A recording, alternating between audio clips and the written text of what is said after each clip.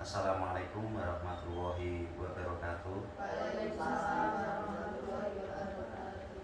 Selamat siang dan salam sejahtera untuk kita semua. Salam, Om Swastiastu, nama budaya, salam kebajikan, rahayu untuk kita semua. Alhamdulillah, wa syukurillah wa nikmatillah. La haula wa la quwata illa billah. Rabbi shrahli sadri wa yassir li amri wahlul 'uqdatam min lisani yafqahu qawli. Amma ba'd. Yang terhormat Ibu Sri Juwiningsih SPD MPD selaku pengawas SD dan sekaligus tim penilai kinerja kepala sekolah dari Dinas Pendidikan Kabupaten Grobogan, dan tak lupa kepada Bapak dan Ibu guru SD Negeri Winong yang saya banggakan. Pertama, marilah kita sebagai insan Pancasila tidak henti-hentinya memanjatkan puja dan puji syukur kehadirat Allah Subhanahu wa Ta'ala, Tuhan Yang Maha Esa, atas segala limpahan rahmat, taufik, hidayah serta inayahnya, sehingga pada siang hari ini kita bisa berkumpul dalam rangka observasi kinerja kepala sekolah dalam keadaan sehat, selamat, dengan nikmat iman dan Islam. Marilah kita syukuri bersama dengan ucapan Alhamdulillahirabbil alamin. Kedua kalinya sholawat serta salam tetap kita aturkan kepada junjungan Nabi kita Muhammad Shallallahu Alaihi Wasallam, karena beliaulah yang membawa ajaran agama Islam, agama yang diridhoi oleh Allah, agama yang membawa rahmat, dan mudah-mudahan kita mendapat syafaat di yaumul kiamah kelak. Amin. Bapak Ibu yang saya hormati, terkait observasi kinerja kepala sekolah oleh pengawas sekolah Ibu Sri Juwiningsih, Sarjana Pendidikan, Magister Pendidikan, izin untuk menampilkan beberapa slide latar belakang.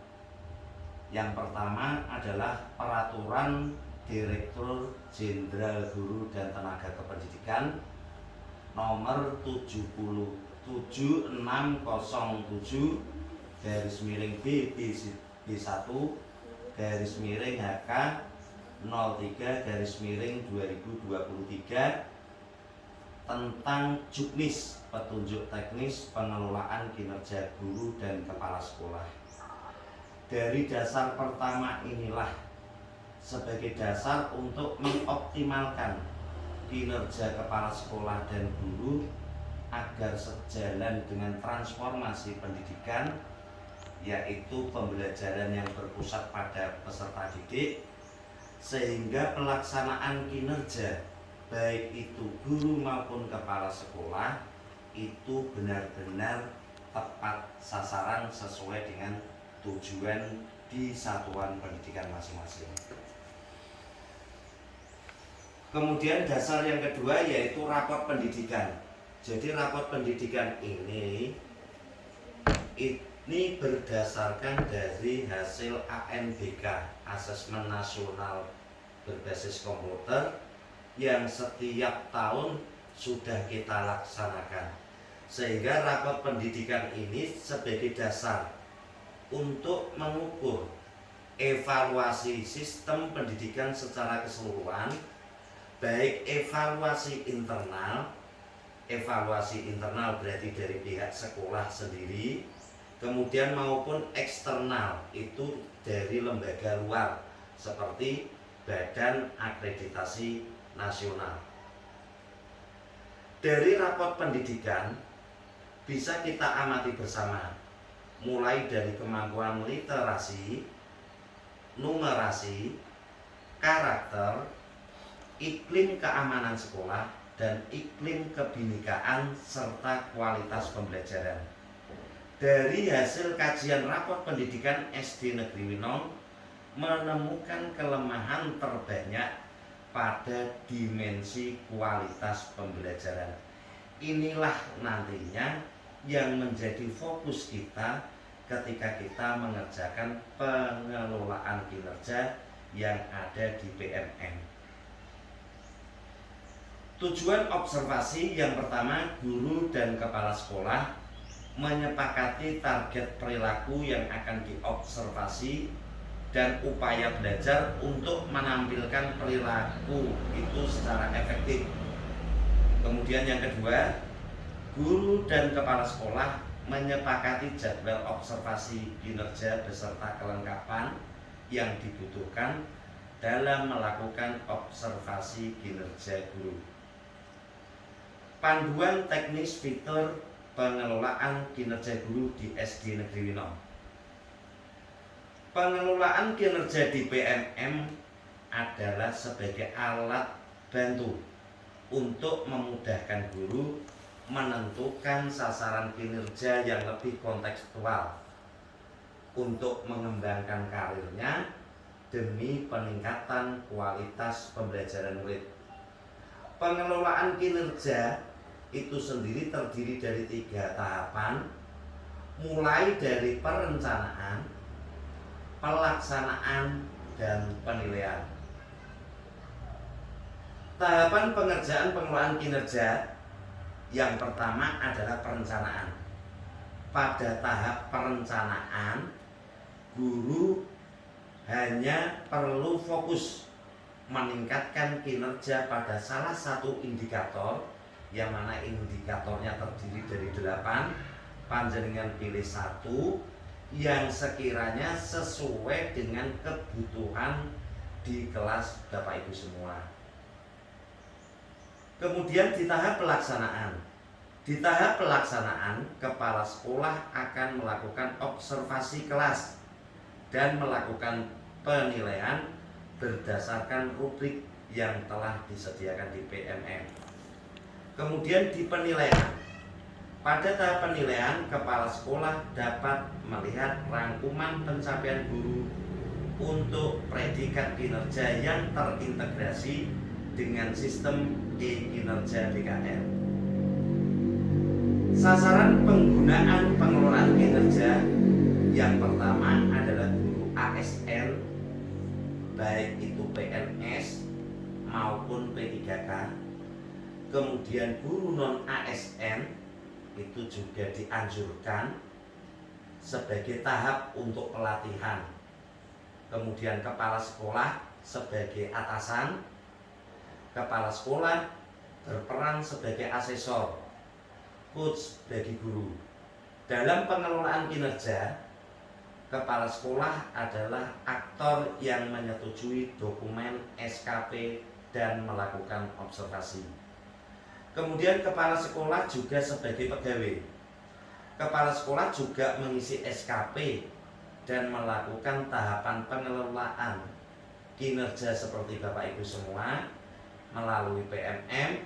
Itu di periode pertama sudah dilalui Januari, kemudian ini menginjak di periode kedua yaitu Juli sampai Desember tahun 2024. 8 pilihan indikator praktek kinerja guru, mulai dari keteraturan suasana kelas, penerapan disiplin positif, umpan balik konstruktif, perhatian dan kepedulian, ekspektasi pada peserta didik, aktivitas interaktif, instruksi yang adaptif, dan instruksi pembelajaran. Dari 8 indikator, monggo jenengan Bapak Ibu pilih salah satu yang nantinya akan kita lanjut di dalam pengisian di PMM, di praktik kinerja.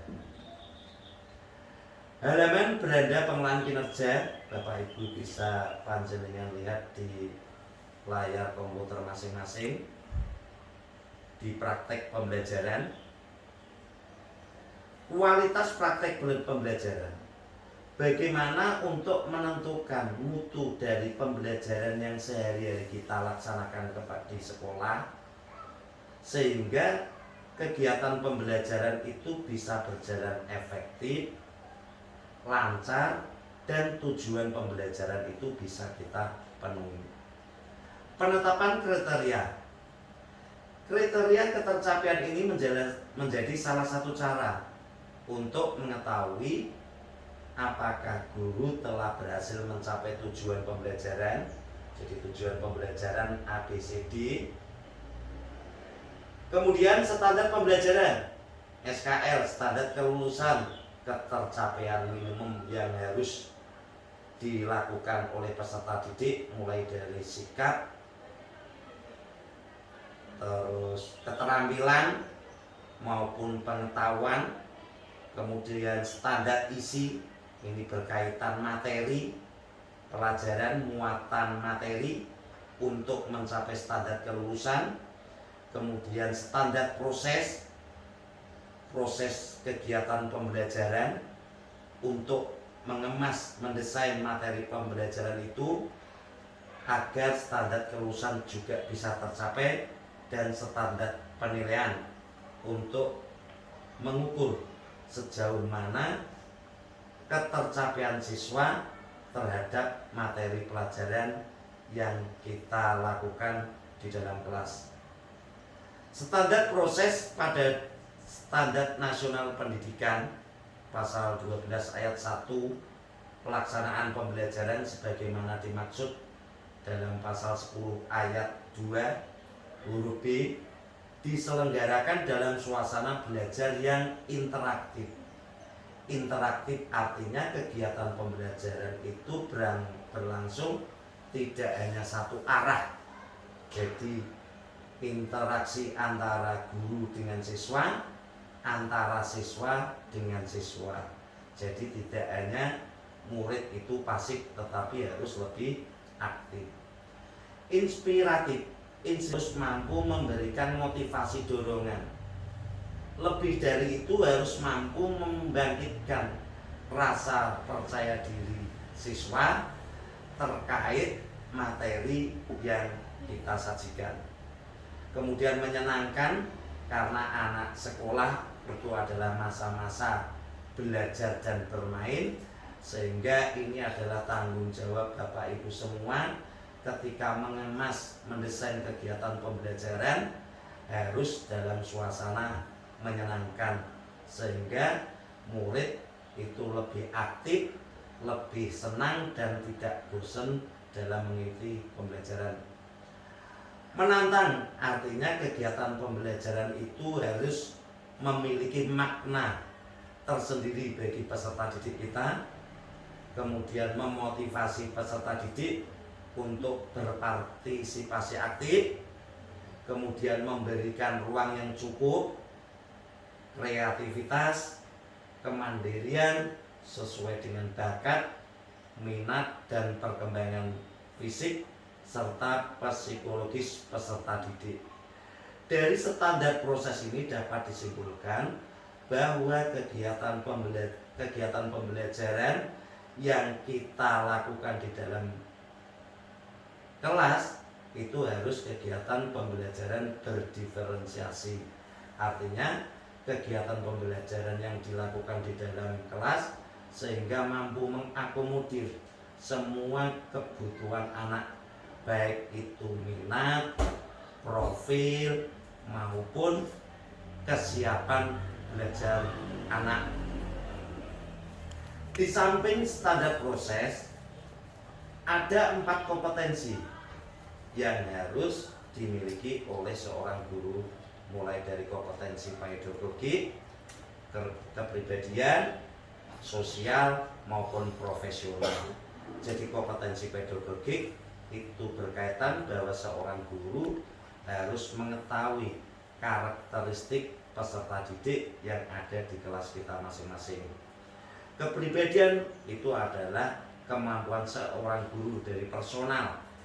Guru seorang yang berwibawa, yang arif, yang bijaksana.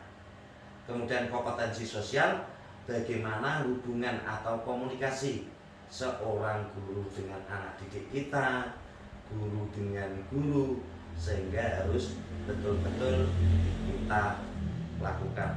Kemudian kompetensi profesional, ini adalah berkaitan dengan pengetahuan yang harus kita miliki, sehingga seorang guru itu harus sama-sama belajar, jangan sampai ketinggalan. Untuk mewujudkan itu semua, mari Bapak Ibu kita tingkatkan kegiatan tersebut di dalam komunitas belajar. Apa toh itu komunitas belajar? Komunitas belajar adalah sekelompok guru, tenaga kependidikan dan pendidik yang memiliki semangat dan kepedulian yang sama terhadap transformasi pembelajaran melalui interaksi secara rutin dalam wadah di mana mereka berpartisipasi aktif, belajar bersama, berkolaborasi bersama secara terjadwal dan berkelanjutan dengan tujuan yang jelas serta terukur untuk meningkatkan kualitas pembelajaran sehingga berdampak pada hasil belajar murid. Komunitas belajar sangat penting karena komunitas belajar menjadi wadah untuk merealisasi terjadinya kolaborasi antar GTK. GTK dapat belajar bersama dan bersepakat bahwa pendidikan semua murid adalah tanggung jawab kolektif. Dengan adanya komunitas belajar, ketimpangan kompetensi antar GTK khususnya guru dapat diminimalisir sehingga murid memperoleh pengalaman belajar dengan kualitas yang sama siapapun pendidik, dan semua guru memiliki kesempatan untuk belajar dan hasil belajar dalam komunitas dapat segera dipraktekkan di kelas masing-masing untuk memvalidasi kualitas dan meningkatkan hasil belajar murid. Komunitas belajar itu juga menempatkan fokus, di antaranya ada 3. Yang pertama adalah pembelajaran murid, yang kedua adalah membudayakan kolaborasi dan tanggung jawab kolektif, yang ketiga berorientasi pada data hasil belajar murid. Ketiga fokus ini merupakan 3 ide besar dalam menjalankan komunitas belajar. Kita lanjut. Surat edaran Direktur Jenderal Guru dan Tenaga Kependidikan Kementerian Pendidikan Kemendikbudristek nomor 42/B/AK/04/01 tahun 2023 tentang optimalisasi komunitas belajar. Yang pertama adalah komunitas belajar dalam sekolah. Jadi sudah menjadi kesepakatan kita bersama di SD Winong, juga telah ada komunitas belajar yaitu Padepokan Merdeka yang jadwal kesehariannya sudah kita dilakukan di hari Sabtu setelah kegiatan pembelajaran selesai. Mari melalui komunitas belajar, mari kita saling berkolaborasi terkait masalah-masalah yang ada di kelas Bapak Ibu semua untuk bisa dipecahkan melalui forum diskusi. Kemudian komunitas belajar antar sekolah bisa kita lakukan melalui kegiatan KKG di tingkat kecamatan. Kemudian yang terakhir adalah komunitas belajar secara daring yang tersedia di PMM. Demikian Bapak Ibu yang bisa saya sampaikan. Mungkin ada beberapa feedback atau umpan balik terkait komunitas belajar yang sudah Bapak Ibu lakukan, yaitu di hari Sabtu di jam terakhir di satuan pendidikan kita. Monggo Bu Risa. Terima kasih atas waktunya. Saat kita di hari Sabtu, itu kan biasanya kita berkumpul bersama dalam Padepokan Merdeka. Kemarin saat hari Sabtu kemarin saya ada hal pembelajaran khususnya di kelas 6. Jadi di kelas 6 ada satu siswa yang belum bisa menulis, bahkan huruf abjad saja itu tidak bisa, tidak hafal. Mungkin ada teman-teman yang bisa memberikan masukan bagaimana cara saya mengajar di kelas 6 agar satu siswa tadi yang tertinggal itu bisa mengikuti pembelajaran dengan baik. Terima kasih. Terima kasih Bu Riza. Ini di kelas 6 itu ada siswa yang belum bisa membaca dengan lancar. Nah, untuk memecahkan masalah tersebut, monggo Bu Riza minta bantuan dari Bapak Ibu semua terkait kegiatan pembelajaran yang dilakukan Bu Riza ke depannya agar siswa tersebut itu tidak ketinggalan. Monggo Bu Valen. Izin menanggapi dari masalahnya Bu Riza untuk di kelas 6. Jadi tadi ada satu siswa Bu yang masih belum hafal huruf abjad. Jadi mungkin solusi dari saya sendiri, untuk satu siswa itu cara belajarnya dibedakan dari siswa yang lainnya. Jadi terfokus dulu ke satu siswa itu. Jadinya tidak saling menghambat antara siswa yang satu dengan siswa yang lainnya. Jadi butuh perhatian lebih lagi untuk bisa memaksimalkan proses belajarnya. Sekian dari saya. Terima kasih. Terima kasih Bu Valen. Mungkin Bu Nia punya alternatif jawaban lain untuk membantu memecahkan masalahnya Bu Riza. Ya, terima kasih. Untuk alternatif pemecahan masalah itu kita bisa menggunakan pendekatan diferensiasi.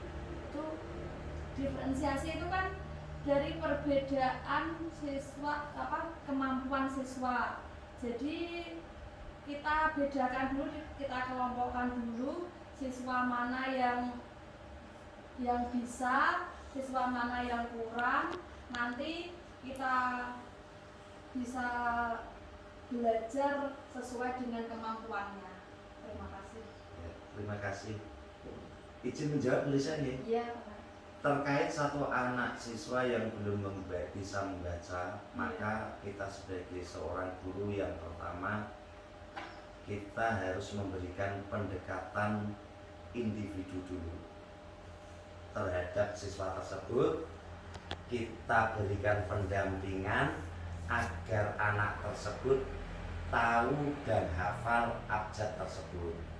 Kemudian kita berikan perlakuan khusus. Jadi setiap hari harus kita bina, kemudian kita beri tambahan jam pelajaran, sehingga lama-kelamaan itu nanti ketika sudah bisa mulai dari huruf, suku kata, kalimat, perlahan kita lepas. Jadi itu namanya model pembelajaran, yaitu menggunakan pendekatan scaffolding. Scaffolding itu ketika anak mempunyai suatu permasalahan, kita harus berikan pendampingan. Setelah anak tersebut itu bisa sedikit-sedikit, perlahan kita lepas. Seperti itu. Gimana Bu Riza? Ya, terima kasih Pak, sudah bisa diterima. Mungkin nanti akan saya terapkan di kelas saya. Terima kasih untuk pertemuan pada pagi hari ini. Semoga bermanfaat untuk kita semua. Kurang dan lebihnya saya pribadi mohon maaf yang setulus-tulusnya. Ihdinas shiratal mustaqim. Akhirul kalam. Wabillahi taufik wal hidayah. Wassalamualaikum warahmatullahi wabarakatuh. Waalaikumsalam.